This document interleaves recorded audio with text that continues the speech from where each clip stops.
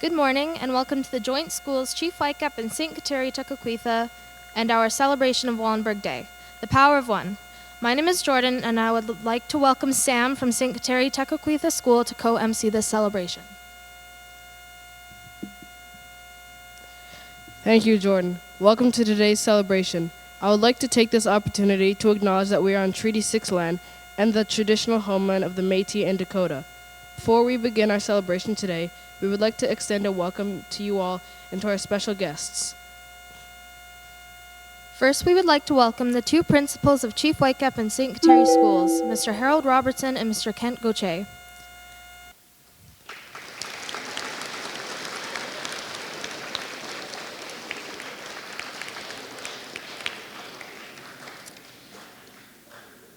Judge David Arnott of the Human Rights Commission.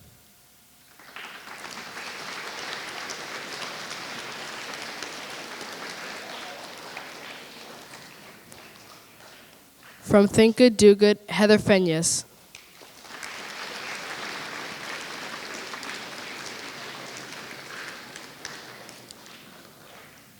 Please welcome Rabbi Claudio Jordakovsky.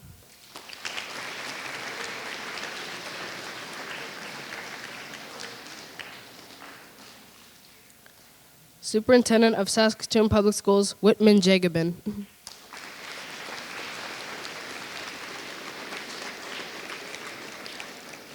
Superintendent of Greater Saskatoon Catholic Schools, Mr. Scott Gay.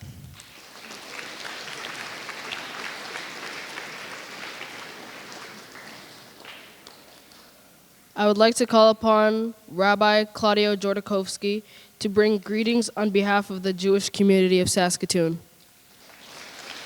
Just leave that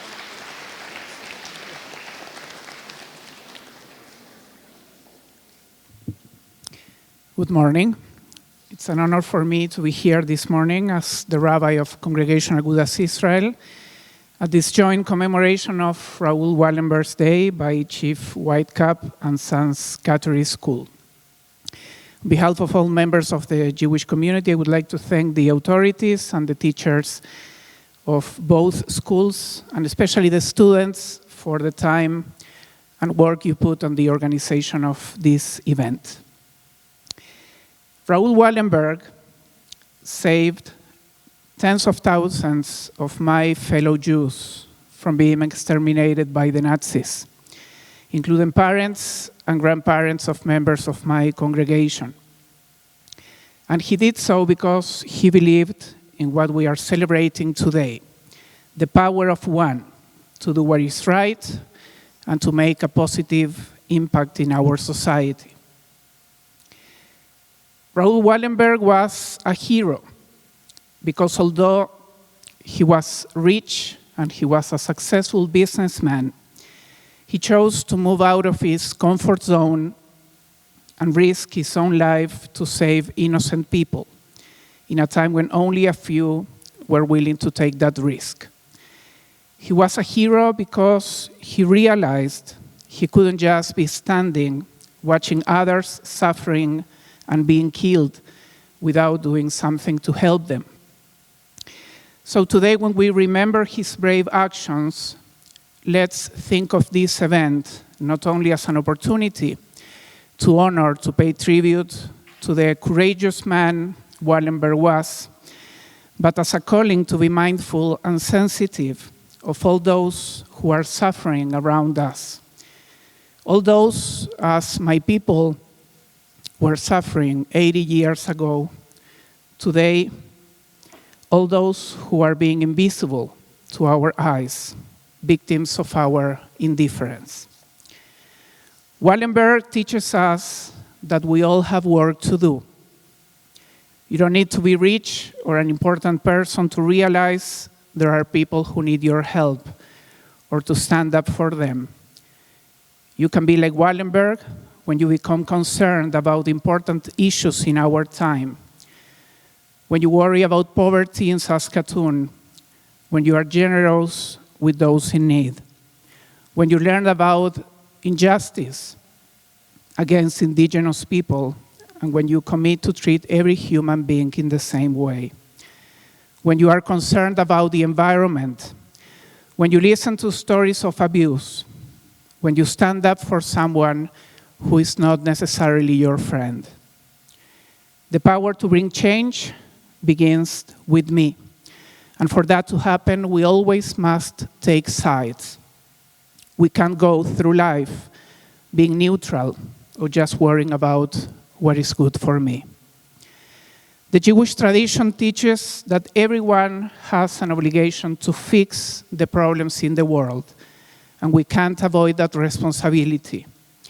Even though we are not necessarily guilty of all the problems in the world, we are indeed responsible for them.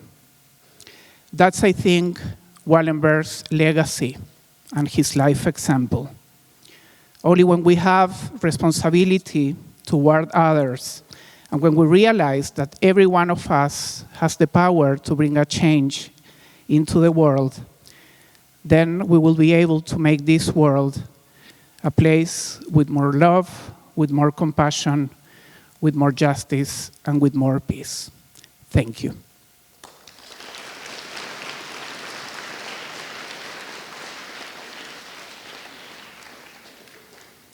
Thank you, Rabbi. I would also like to call forward Judge David Arnott of the Human Rights Commission.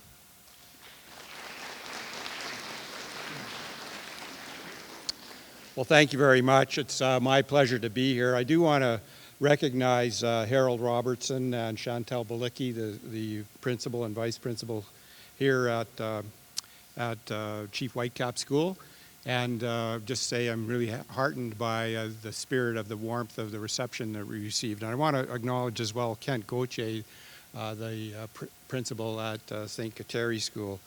It's really nice to see you students. I should acknowledge as well the parents that are here because of this. Can you hear me? I just want to acknowledge the parents and the people from the school community councils that support the work of the Human Rights Commission and some of the work we do with the 2 school divisions here in Saskatoon. You know, and to the students I say, wow, you know, you have such energy, smiling faces, such a warm, energetic group here. It's nice to see you. And I hope you listen carefully to the words that are spoken and the words that are on the video that you'll see. You've all heard about Wallenberg. Mr. Wallenberg was a remarkable person. He was our country's, Canada's first honorary citizen, and you'll find out why. He was a man of compassion, a man of great courage, and an individual that the United Nations called the greatest humanitarian of the 20th century. The greatest humanitarian of the 20th century. And his story is compelling, and it's a model for all of us. They called him that because during the darkest hours of the Holocaust in World War II, Mr. Wallenberg was a ray of light. When Jewish people in Budapest were branded with yellow stars they had to wear, he shielded them under the Swedish flag when they were corralled and headed to the concentration camps. He rescued them with protective passes, the Schutzpass. Through his bravery and self-sacrifice, Raoul Wallenberg saved tens of thousands of Jewish citizens during the Second World War. He's proof that one person can make a difference. One person can indeed make a difference. You, as an individual student, can make a difference. Why do I say that? Because each and every student, each and every person here today has the power to change things for the better, to make a real and lasting difference in the world. I want you to see the world through the lens of how do we make this a better place. Remember to use your power wisely, however. Use it to comfort people who are down. Use it to aid people who are in trouble.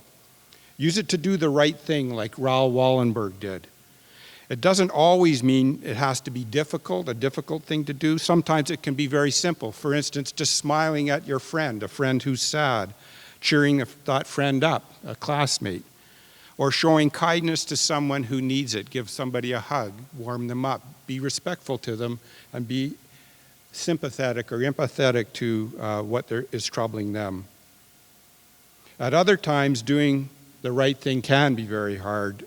But no matter how hard it is or impossible it may seem, you should always try to do the right thing, to take action and to try to make a difference, to try to make your community, your city, your province, your country, and the world a better place. That's what you need to do. Please keep that foremost in your mind and remember Wallenberg and what he did.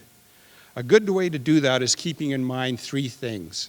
I call them the 3 R's: responsibility, rights, and respect.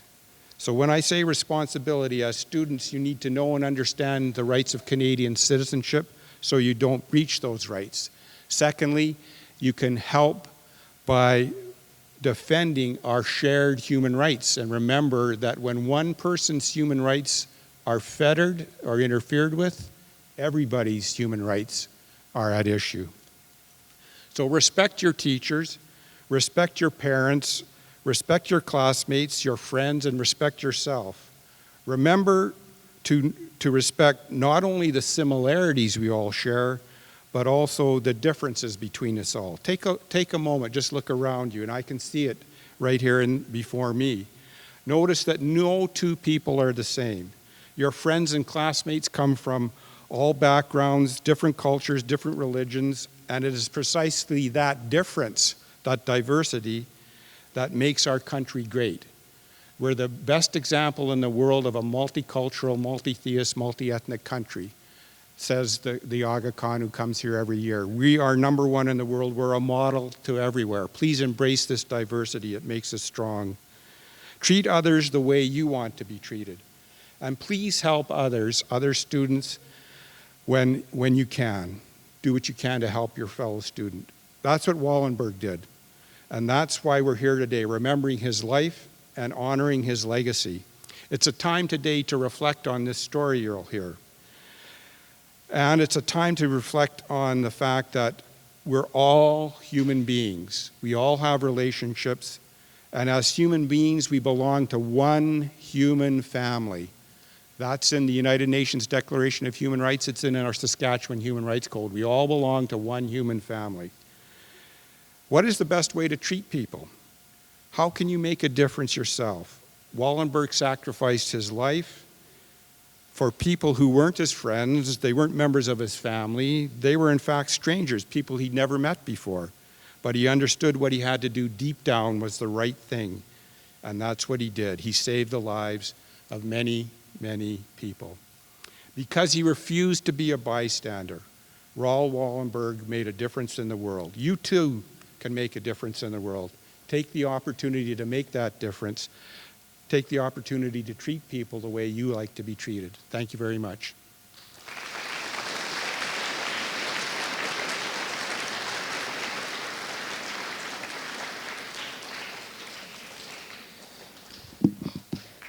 Thank you, Judge Arnott. One person can make a difference for so many, as seen in the courageous actions of Raoul Wallenberg. Bravery and self-sacrifice are just 2 ways that I could describe this man. Today is the day that we honor Raoul Wallenberg. Raoul Wallenberg, one person who has been credited with saving the lives of tens of thousands of Hungarian Jews during the Holocaust.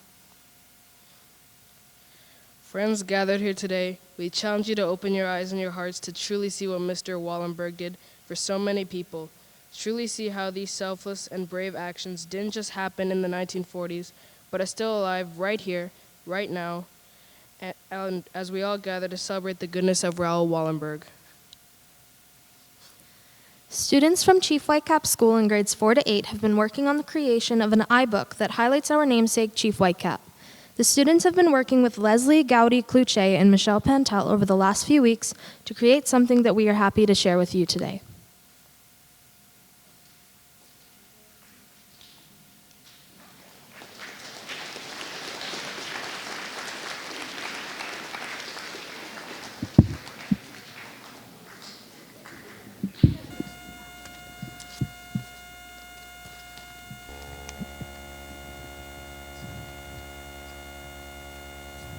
Power of One by Chief Whitecap School students. In 2017, a school opened in Saskatoon in Stonebridge community called Chief Whitecap School, or known in Dakota as Wapaha Ska Wayawa Tipi. Chief Whitecap and the Dakota were first by government to reserves. They settled at Moose Woods when the Métis people passed through to the They settled at Chief Whitecap and the Dakota were first by government to reserves. They settled at Moose Woods. When the Métis people passed through to Batoche, Chief Whitecap asked them to pass through without harm. Chief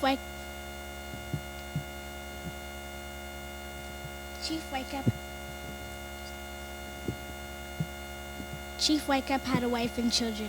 He wanted to keep his family safe from war, so he settled in Saskatchewan.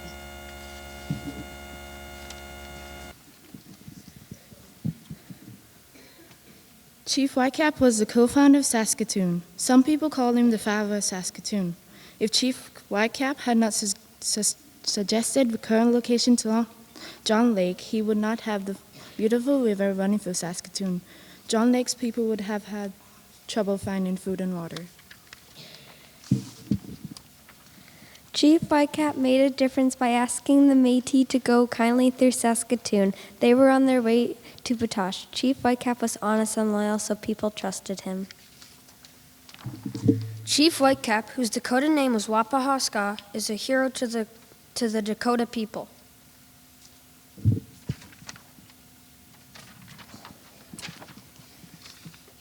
Chief Whitecap was kind and respectful of his people. He protected his people because he built a home for orphans and widows.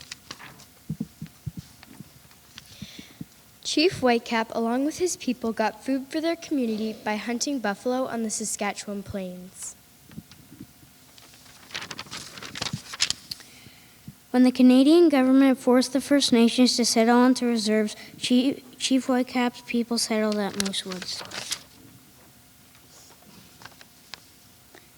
In 1885, Chief Whitecap asked the Métis to pass through Saskatoon peacefully on their way to Batoche so that there wasn't a battle in Saskatoon.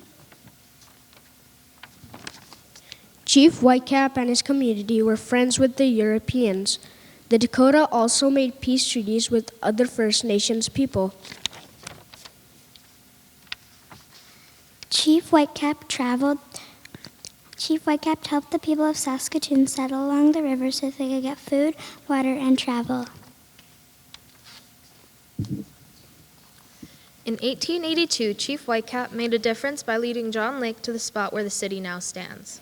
Chief Whitecap and John Lake are known as the co-founders of Saskatoon. For more information on Chief Whitecap, please visit dakotalessons.ca.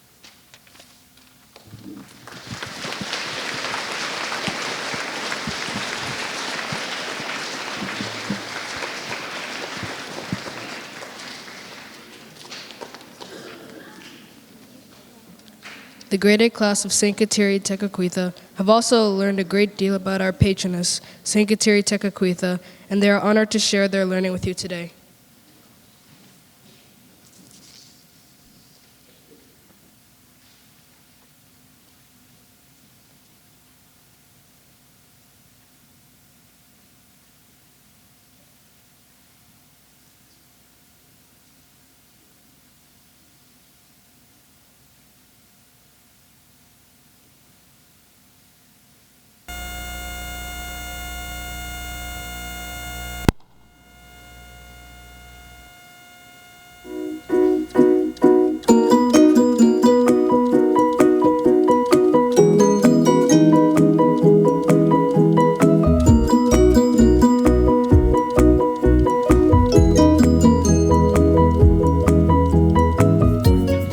St. Kateri School is a wonderful and safe place.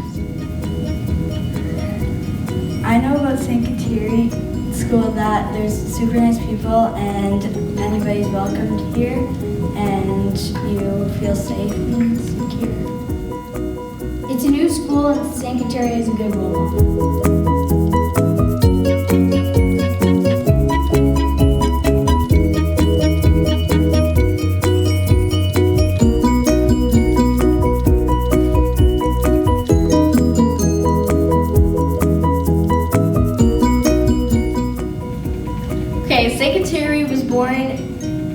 1656, and she died at a very young age. She helped lots of people convert to Christianity, and she officially became a saint in 2012. Saint Kateri was first a Mohawk, but then changed to a Catholic to follow Jesus. She died because of smallpox, but was later canonized on October 21st, 2012. I know that Saint Kateri was very passionate about the environment.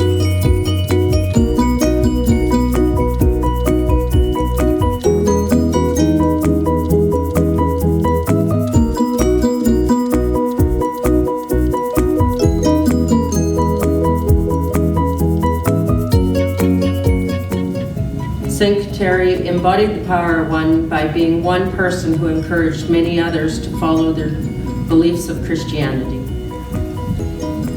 Well, I think Saint Kateri embodies the idea of the power of one, is that one person can make a difference. Even though they're young, Saint Kateri was young, and even though it's hard, like when everyone else is not for something that you feel that you're being called to just have that strength to be yourself and be true to yourself and be true to who God wants you to be. I think that's what the power of one is, and that's how here at Saint Kateri we're being called to be, to do good, to help others, even when it's hard. I think Saint Kateri, to me, embodies the power of one in many different ways. But two that really stand out in my mind would be inspiration and perseverance. Kateri is an inspiration to all of us because she was such a hard worker. No matter where she was, whether it was with the Jesuits or in her village, she was always remarked as what a hard worker she was. I guess the other thing I think of is perseverance. Kateri had a very hard life. She was scarred by smallpox at a very young age. She was rejected by many people of her community and had to escape, but never once did her faith and love for Jesus waver. So that's kind of how I see it.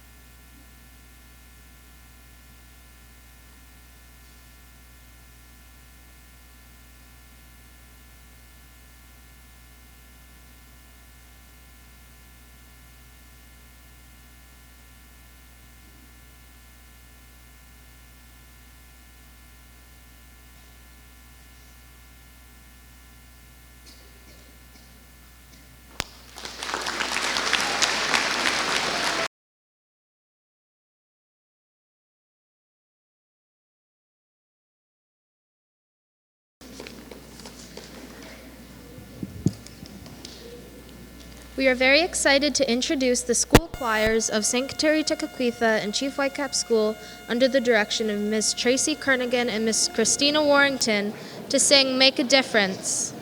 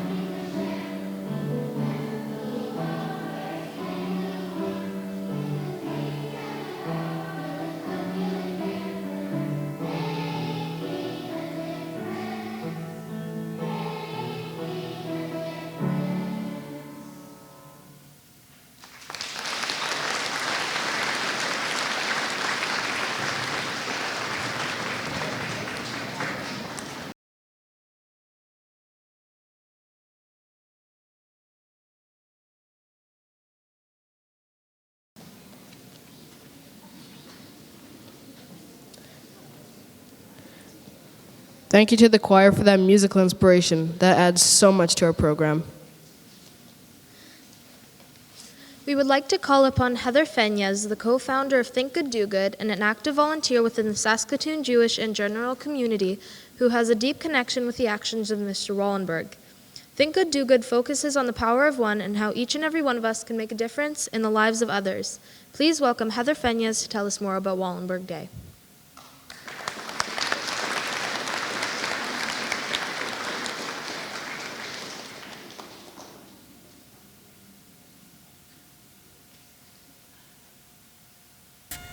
In the 1930s, he left Europe to study architecture at the University of Michigan. After finishing his education, Wallenberg took on a position with the War Refugee Board stationed in Sweden. Hitler's Germany was rising in power, and the momentum of the Holocaust had made its way across the Hungarian border. In March of 1944, Germany occupied Hungary. The Hungarian head of state was forced to support Hitler's agenda, and so the destruction began. The government aided in the deportation of Hungarian Jews to concentration camps around Poland. By July of 1944, the Nazis had deported approximately 440,000 Jews from Hungary to the death camps. In the midst of this crisis, the War Refugee Board moved Wallenberg to Budapest, where he was given Swedish diplomat status. He was then handed a major responsibility. Raoul Wallenberg was empowered to implement a rescue program to save Hungarian Jews from deportation to Auschwitz-Birkenau. He accepted, willing to work in dangerous, life-threatening conditions and total secrecy in order to save tens of thousands. Wallenberg's rescue mission included the establishment of hospitals, soup kitchens, and safe houses across the country. In these places, Hungarian Jews received a degree of protection from deportation and death. He then created and issued forged passes, or Schutzpasses, as they were called, to tens of thousands. Wallenberg prevented their capture by the Nazis. His secret mission was a true success. With the liberation of Hungary in 1945, 100,000 Jewish people remained in the country, in large part because of Wallenberg's remarkable work. Wallenberg was captured by the Russians after the war, and until today, we don't know when or how he died. What we know is that for the remainder of human history, his name will serve as a reminder of the power of one. Today, Raoul Wallenberg remains an international hero. His efforts demonstrate to the world that one human being can accomplish the immeasurable. In Canada, we observe Raoul Wallenberg Day to remember the heroic efforts of a man who risked his life for so many. Wallenberg's impact in history cannot be summed up in the number of awards, monuments, or memorials that were created in his name, but instead in the voices of each of the survivors, their children and their grandchildren, who are alive today because of him.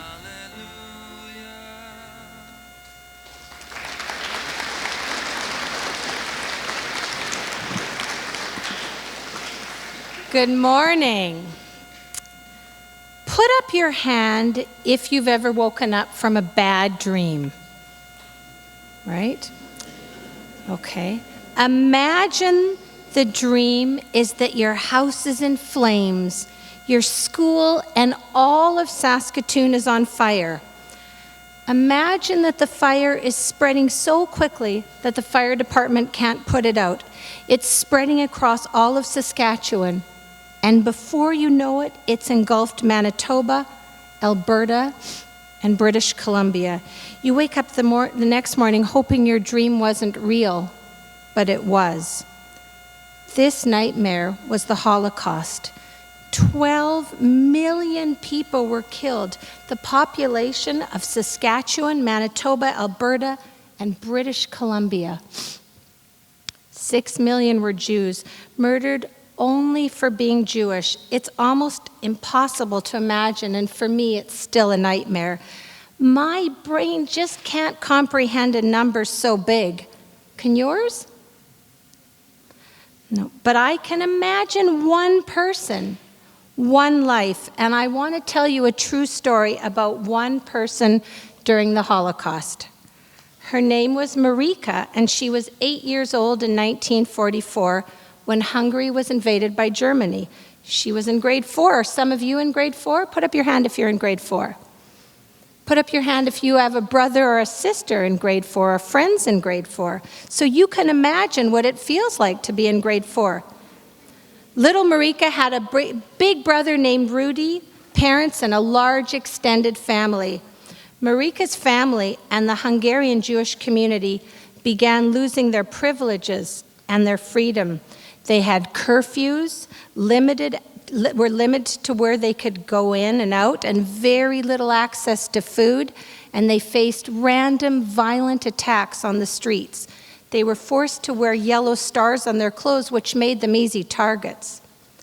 Marika vividly remembers the moment when the Gestapo, the Nazi police who were called Aerocross in Hungary, pounded on her family's door in the middle of the night. She was sleeping, and they stormed in without permission, and they told Marika's parents that they had 24 hours to leave. They could pack only what they could carry, and if they weren't gone in time, they would all be killed. Put up your hand if you weren't born in Canada. Leaving a place you call home must be so difficult, I can't even imagine, even if you're eager to leave. But having 24 hours to choose what to take is unimaginable for me. Marika and her family were moved to a new building in a neighborhood and forced to live with hundreds of Jewish families, all crammed together. They shared a tiny space. They had little food or privacy or freedom. Marika remembers eating only a few potatoes for weeks at a time, and Jewish children were not allowed to go to school. I know some of you wish you didn't have to wake up and go to school, especially on dark, cold mornings. But can you imagine if you weren't allowed to go to school, to learn, or even be with your friends? Marika's parents and grandparents weren't permitted to work, and the businesses that were once theirs were just taken away from them. Every day, officers entered the building to take people in train cars designed for cattle, for cows, to concentration camps. And this isn't the kind of fun camp you think of when you imagine a summer experience. These were places where Jewish people were separated from family members, men and women were divided, and children were taken away from their parents. They were crammed into barracks, piled on top of each other, worked to death with little food or water. They were shot into mass graves. They were tortured, and they were killed in gas chambers. Little Marika lived in constant terror that she and her family would be destined for such an ending. She remembers the day her father came home with some exciting news. He'd managed to get a Schutz pass from Rabbi Wallenberg for the whole family. This special document would give Marika, her brother, and her parents the opportunity to move into one of the very few buildings where all of the Jews protected by Rabbi Wallenberg would live together. They were still cramped and starving. The buildings were filled with disease and death, and every day people were taken out and shot into the Danube River. But because of the papers, tens of thousands of Hungarian Jews, or because of the papers, they had a bit more protection than the other Hungarian Jews, because tens of thousands of Hungarian Jews were being deported, sent away, and murdered daily. The odds of survival were very, very slim, and for many, Rabbi Wallenberg was the only hope. Marika and her core family, her brother and her parents, survived the war. Their story is much more than I've shared, and there were so many tragedies and miracles along the way. But in part, because of Rabbi Wallenberg, Marika, and at least 100,000 Hungarian Jews who would have been murdered, lived to survive the war. We are taught that to save one person is like you've saved a whole nation. So imagine he saved about 100,000 nations. All around the world on January 17th, Rabbi Wallenberg Memorial Day. This annual recognition is a constant reminder of the power of one, how one person can make such a profound difference. In Saskatoon, I'm so proud and grateful that our two school systems come together every year to remember Mr. Wallenberg and help us connect his lessons to all of our lives. Some of you have parents or grandparents who are residential school survivors. And as Canadians, we still are just beginning to understand and reconcile for this horrific piece of our history. And others of you may have escaped or immigrated to Canada because your families wanted to give you a brighter future. Some of you may have and still know what it feels like to be made to feel different and unwelcome. So many of you and your families can personally imagine the positive implications of even one small act of goodness, especially in a dark and difficult time. In this moment right now, all of our stories connect us to little Marika and our heroic angel, Raoul Wallenberg. I don't think Raoul Wallenberg began with a plan to save so many people or risk his own life. Probably he started hearing stories about the war while he was enjoying a comfortable life in Sweden, and he decided he wanted to do just something. And one day at a time, a small idea grew into a huge effort. Mr. Wallenberg started out by handing out a few of these passes in an office, and then more in public, and finally, he stood right on top of the cattle cars packed with Jewish people who were being sent away to die. And as the Gestapo, the police, shot at him, the desperate hands reached out from the train for any possible hope for an escape. And in that moment, Mr. Wallenberg was their only hope. Today is about the power of one. Raoul Wallenberg, Chief Whitecap, and St. Kateri Tekakwitha, each in their own ways profoundly impact their communities, which has become all of our collective history. Together, these three people remind us that we have a shared common humanity. No matter what our religion, our color, our ethnicity, we're linked to each other, and we are responsible for each other, one small act at a time. Well, I have to tell you something. My story and Mr. Wallenberg's impact is more than a random story I'm telling you today. Remember the little girl I told you about, Marika? She's 82 years old today.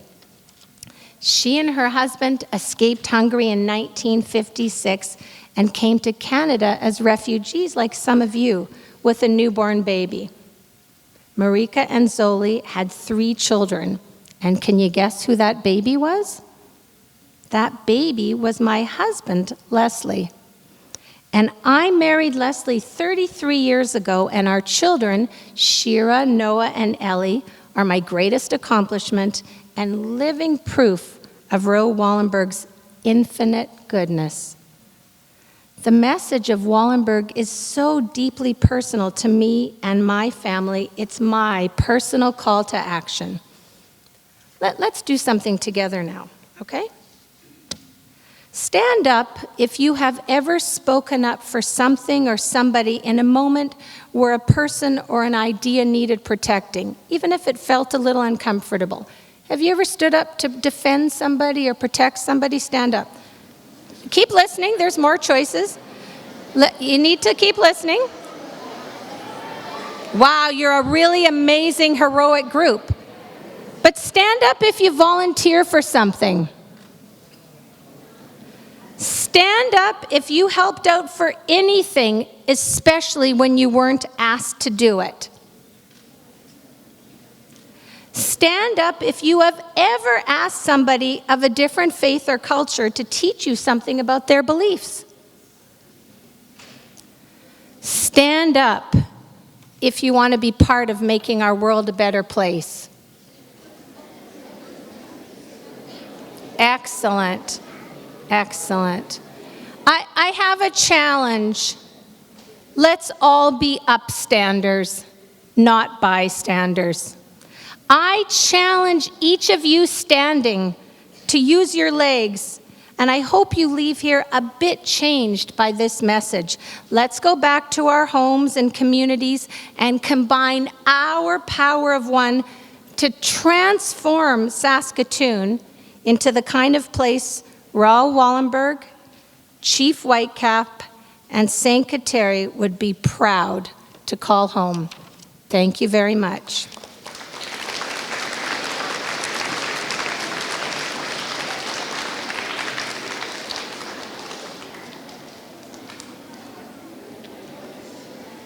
Let's just wait for them to sit down.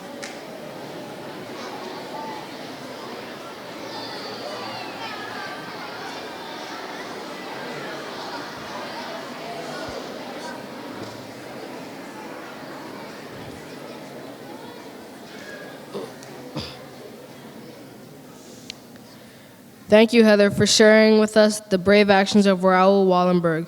Hearing the stories of individuals who reach out to help others in dire need is truly an inspiration. We can all make a difference. The power of one can make a difference beyond measure. It takes one person to reach out their hand and welcome another, be it a classmate, a refugee, a stranger, or a friend. We have the power to truly change each other's lives right here in our communities. As two brand new schools, we have learned firsthand about the importance of this reaching out. We are all striving to make our schools places of peace and justice. So let's keep it going. Take courage and motivation from Mr. Wallenberg and go make a difference in our world. To wrap up our celebration today, I would like to invite Mr. Harold Robertson to close the event.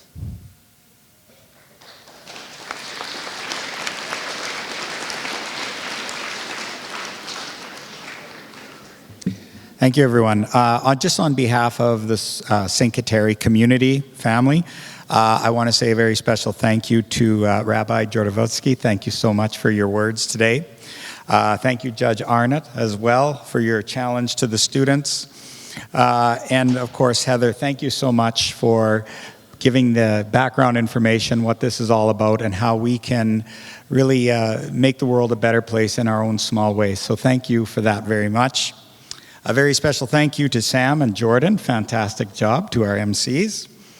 Our choir did a wonderful job, and that was, I think, 1 week in the making, and they came together and did a great job. So thank you so much to our choir.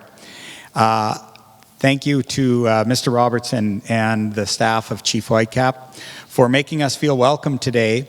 But I would also say making us feel welcome every day. We're very lucky to have Chief Whitecap as our neighbors and friends next door. And of course, to say thank you to our grade 4 to 8 students of Chief Whitecap. Your iBook was awesome. It was nice to learn something. There was a few things that you had up there that I didn't know. I thought I knew a lot about Chief Whitecap, but I've learned something new as well. So thank you for that. Thank you to our grade 8 class for putting together the information and the wonderful iMovie about St. Kateri Tekakwitha. And I'll call on my compadre, Mr. Robertson.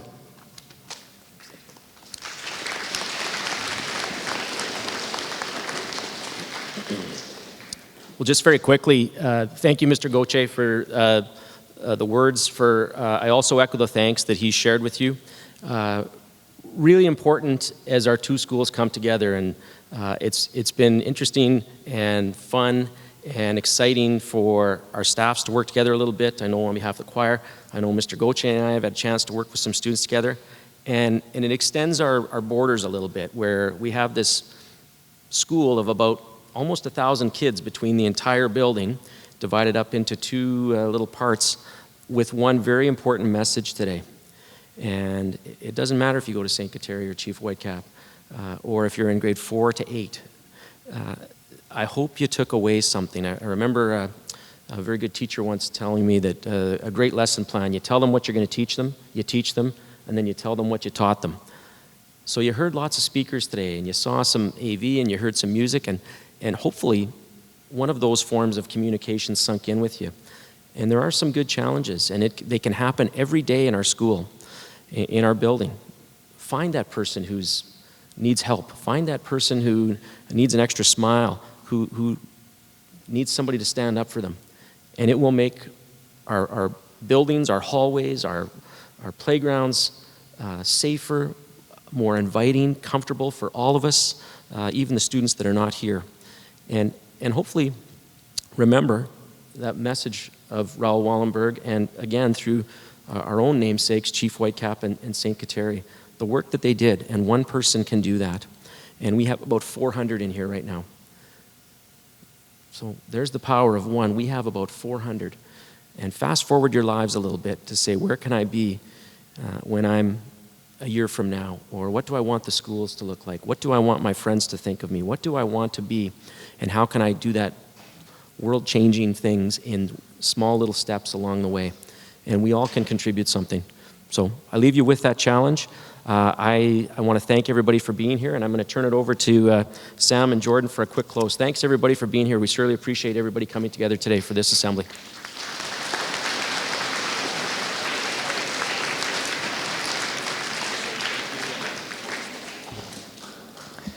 Thank you, Mr. Goche and Mr. Robertson. Just thank you to everyone who's made this day possible. Teachers and students, you're all dismissed.